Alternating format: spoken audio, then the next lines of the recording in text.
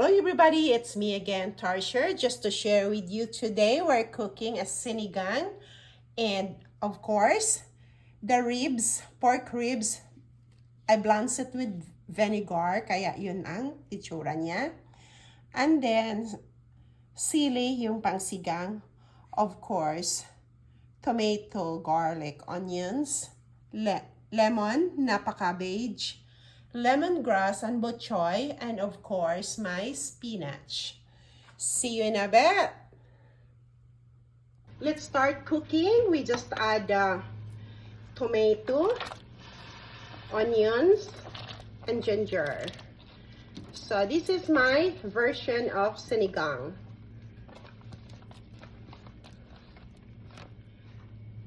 I just add the meat para lumambot sila sabay. And then with the lemongrass, just take the lemongrass later. I-boil lang natin to hanggang lumambot na yung meat. Madali lang naman lumambot yung mga meat dito. So mga 20 minutes tingnan natin. So malambot na yung meat. We just add the vegetable. At kaya marami akong vegetable dahil yung mga bata gusto nila ay sabaw lang. Kaya paborito nila yung sinigang, sabaw lang ang gusto nila, ayaw nila ng gulay.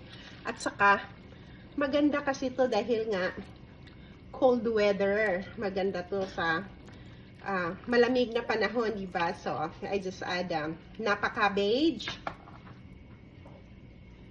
And then I just add the bok choy.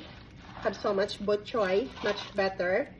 Kasi nga, as I said, gusto nila ng sabaw. And spinach. Maraming spinach para healthy. Papunta sa sabaw.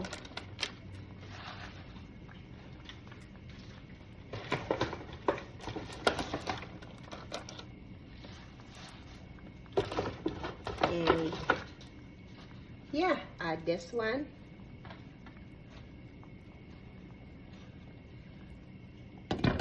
Just boiled for another 3 minutes.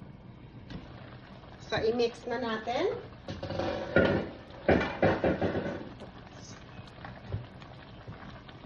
I-mix na natin yung gulay. Itabi lang natin siya dyan.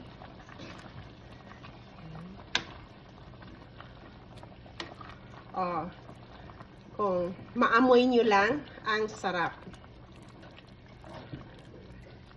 Yan, we just mix it.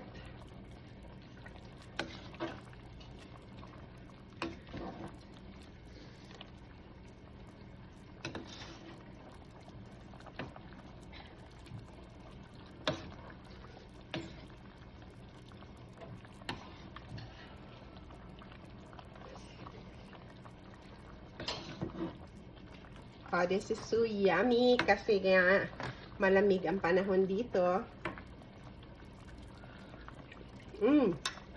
Tama lang siya. So, as you can see it, so delicious. Thank you so much for watching. See you in our next video. Bye for now.